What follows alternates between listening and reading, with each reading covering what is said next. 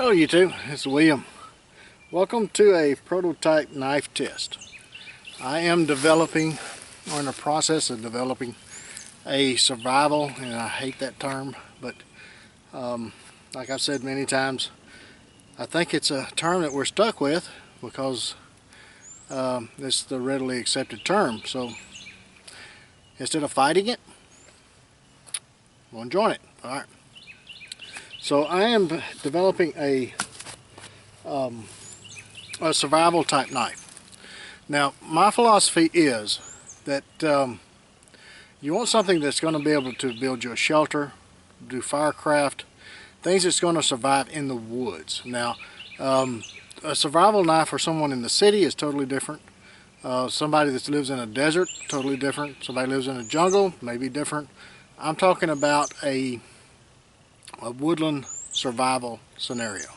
Okay, so in my mind, and the wind's going to pick up, in my mind, that is a knife that's robust enough to build you a fire, build you a shelter should you need to, perhaps a personal defense weapon, something that's going to clean your game well enough to cook it.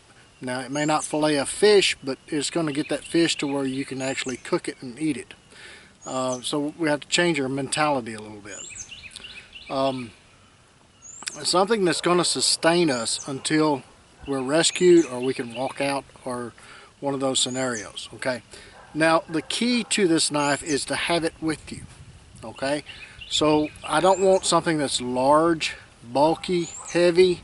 I want something that's realistically not light, but something that's not going to be left in the truck. It's going to be carried with you. Now I've got two different styles here.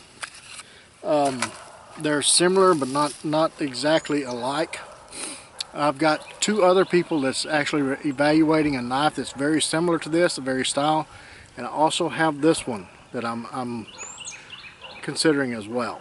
Okay, so yesterday I played with this one quite a bit. I have played with this one off and on, off camera. I love the balance of it. I love the feel of it. It's just a fantastic design. The balance is right there. So once you choke up on the blade, it's a small blade. All right. So let's talk about the anatomy. I talked about the anatomy in another one when I did a bow drill fire, but let's actually get down into the nuts and bolts of it. All right. So basically what it is, and let me since I'm going to talk a minute and not work, let me get in the chair.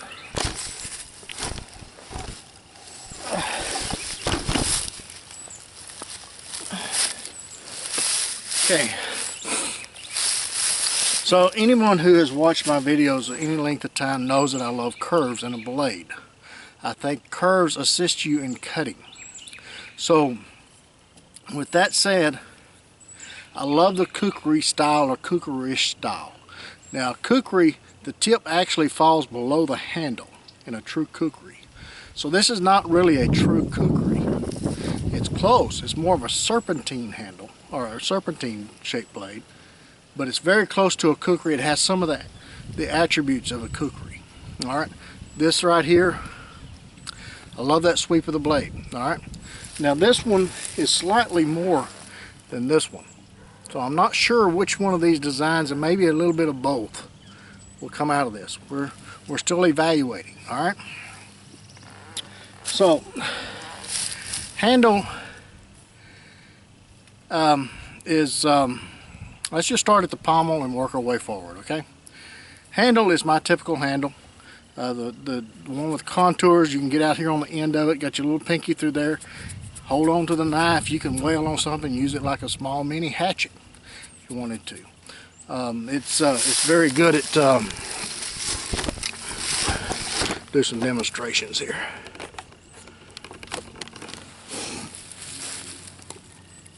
There comes a time when you need to make those quick steaks.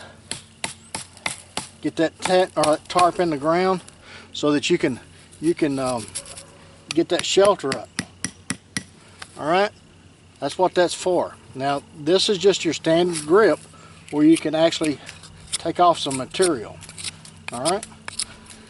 Now, if you move up here, you can do that finesse carving. And I like, let's go ahead and move on to the blade. That's the 3-position handle. It's 1, 2, 3. And you can actually grab it up here with the blade, 4 if you want to count that one. I like this narrow part. This narrow part here leads to very fine carving. You can get in there and hold that knife and twist the blade and do very fine, intricate carving, like trap triggers and net needles and things like that. It's a very good whittling or carving style blade.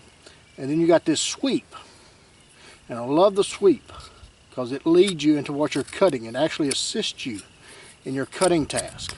All right. See, that's a sweet spot right there. Once it gets to that point, it just holds the material there and just slices it off. It doesn't want to skip off. Okay. Then you got the flat part here. That's your chopping.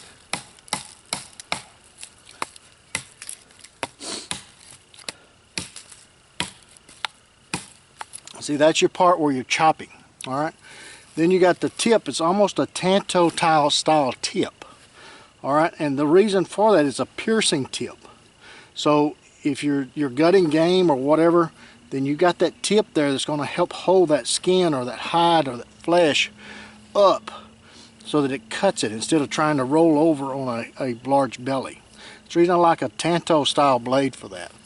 It's also a very strong tip so that you can get in there and take some material off and get those grubs or whatever you need out of that wood to make fish bait. Okay, so it's a very strong tip. Now on this one, after using it yesterday to do a fireboard, I actually lowered the tip a little bit. The tip was like that one, but it was straight out. So I lowered it a little bit, put it more in the center of the handle, which makes it a better drilling point. On this one, I also narrowed the tip right here. I did a false edge on the top slightly, so it has more of a drilling point, piercing point. I think I like that point better than I did this first one. Okay, so that is one improvement that I really like. Also on this one, I have a flatter part here, and that's so that I can use it to nail in or drive in those pot hangers, those tent stakes, things like that. It's more of a flat area. It also helps me in my batoning. I have a place to hit right here, so I can drive that wood on through there. Okay, so it's an anvil type handle, if you will.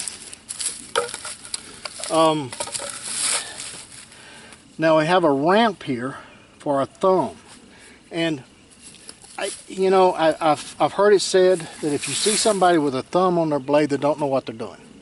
Don't pay any attention to those folks. Hold the knife the way you want to hold the knife, that feels comfortable to you. Okay. If you place a thumb there, it is more support and more rigid than trying to hold it with your wrist. Your wrist is not as strong as if you had a fulcrum or a pivot point on your thumb. So you can get that thumb up there and you can actually do a lot better carving than if you just tried to use your wrist.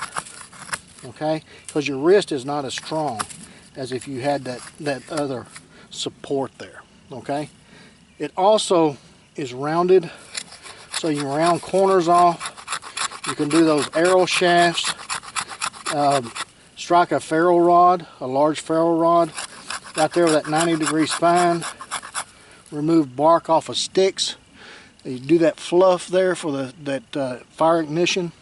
It's just a lot of things that you can do with that little ramp right there. Now, I didn't do any jimping on there because jimping, to me, it's more of a pain, literally, in your thumb than it is for a secure support. And also I like the smooth part, so I can round off those arrow shafts should I need to in a longer term situation, or scrape a ferro rod without actually destroying my ferro rod.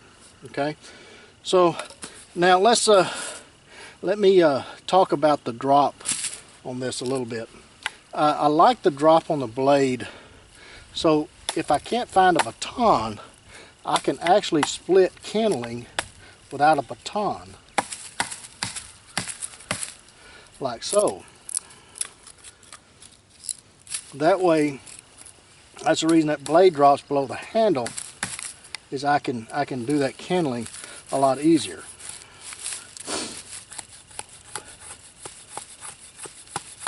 And so on. Okay, so let's talk about the grind. Let me get back up my chair, my back's hurting. Alright, now the grind. To me, the grind is what makes a knife. The blade shape has a little something to do with it. Handle, yeah. All of it encompasses into a great knife. But if the grind's wrong, it doesn't matter how doesn't matter how the knife is shaped. It's not going to cut very well. It's not going to do what you want it to do. So, with that in mind, I think a saber grind is the most general grind that you can get. It depending upon the apex of the secondary grind, the thickness of that, it will dictate what that knife is will excel at. Okay, the thicker, and what I'm talking about, the apex, I'm talking about is where that secondary grind is, the grind that you sharpen, how thick that height is, right there. Right there. How thick is that blade at that point? The thicker it is, the better it's going to split. The thicker it is, it's going to be more difficult to do fine carving. Okay, so you got to reach a happy medium or combine the two. And that's what I'm trying to do, is combine different grinds to make the knife excel at a lot more things. Okay, so on this original design, I come up with a high saber that goes into a lower saber. Okay, so what I did was I thinned out the apex at this point, so it's very thin and does very fine carving. Okay, then I go into a thicker apex up here, so it's better at chopping and splitting apart and batoning things. Okay, so that's the reason the blade the cutting edge looks a little different. It's not, the edge is the same. This edge is the same angle all the way through. So when you're sharpening it, it's the same angle all the way through from this point to the tip.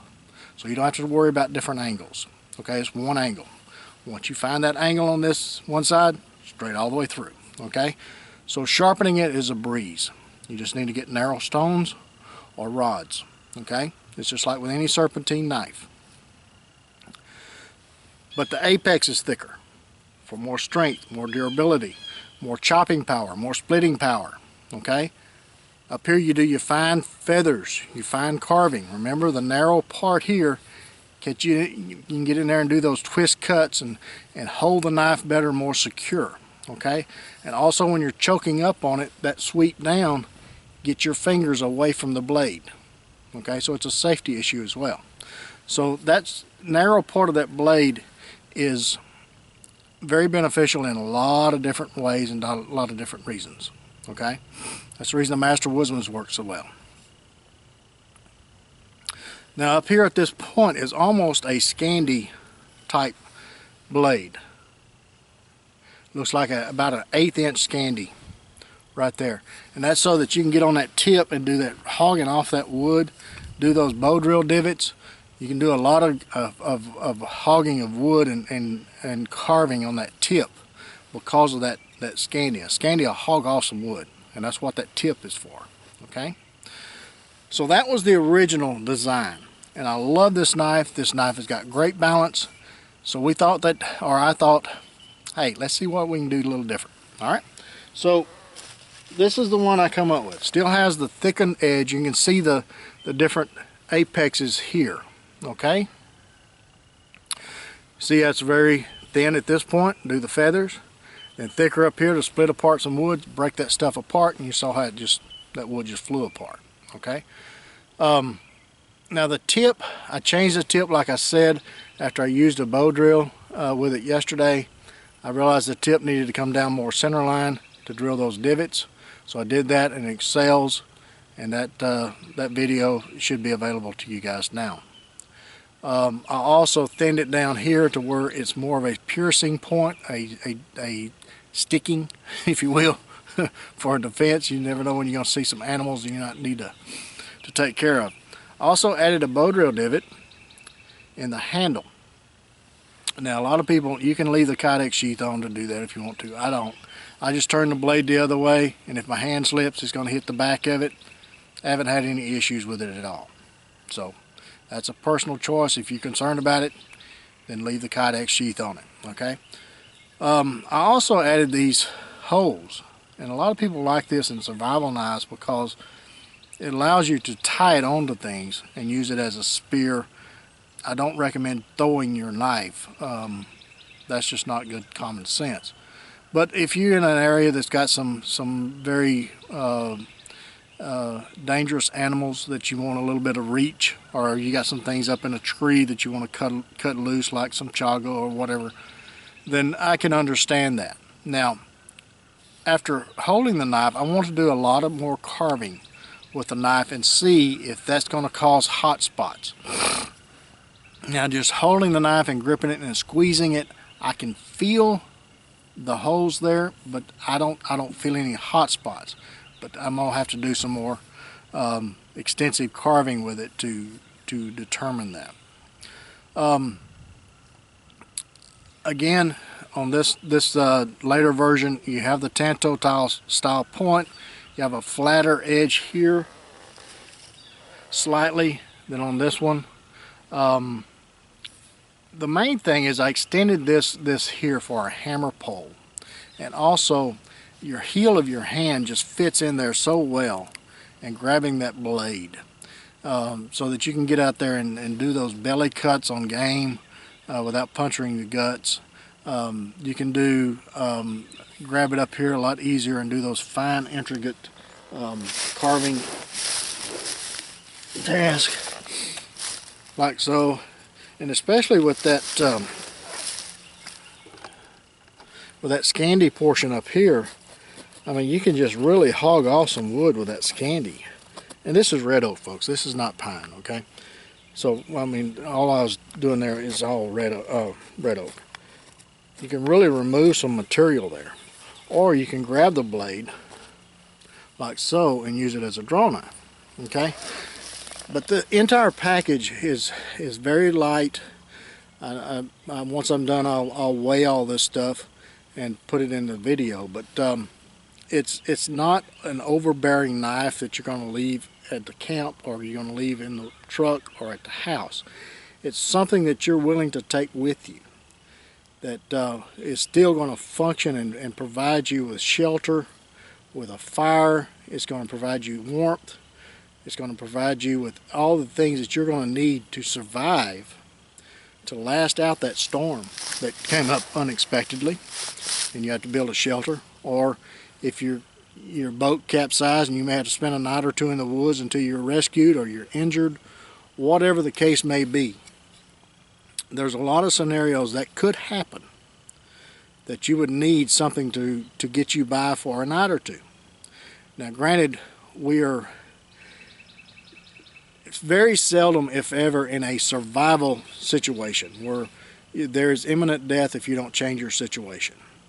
But there is situations to where it could happen. Hypothermia is a major cause of death. If you don't get a fire quickly, then you're going to be in serious trouble. If you don't have a shelter to get your body core temperature regulated during a snowstorm or a rainstorm. The rainstorm is more prevalent. It cool you down almost quicker than snow will, really. So if you get wet. So I mean, this knife is what I'm trying to get this knife to build for you. Cut down those little saplings, lean them together, get under, cut off some limbs off of a spruce tree or whatever to get under it, to get out of the weather. This is what I'm thinking about when I think about survival. I'm not thinking about going out there and living off the land for a year or so, which this would help, but it's not going to be the only thing you need. So anyway, this is where this knife is going. This is what my thoughts are. And there may be some tweaks here and there. I've got two people that is reviewing it. They have the one that's closer to this that they're reviewing, or somewhere very similar to this, and we're going to get their thoughts and see what they come up with. I don't know when this video is going to be uploaded, because I'm not really ready to release all this yet. And when I do release it, it's probably going to be an introduction video with these videos to follow. So it's kind of a historical record is what I'm doing right now. So anyway, I appreciate you guys joining us on this journey, and I hope that you're liking the progress and following along as we develop, or I develop this knife. I think that it's going to be something that's going to be very special. So we'll see how the progress goes. You guys get in the backyard, whittle on a stick. Be sure and take plenty of Band-Aids and lots of knives with you. We'll catch you again on the next one.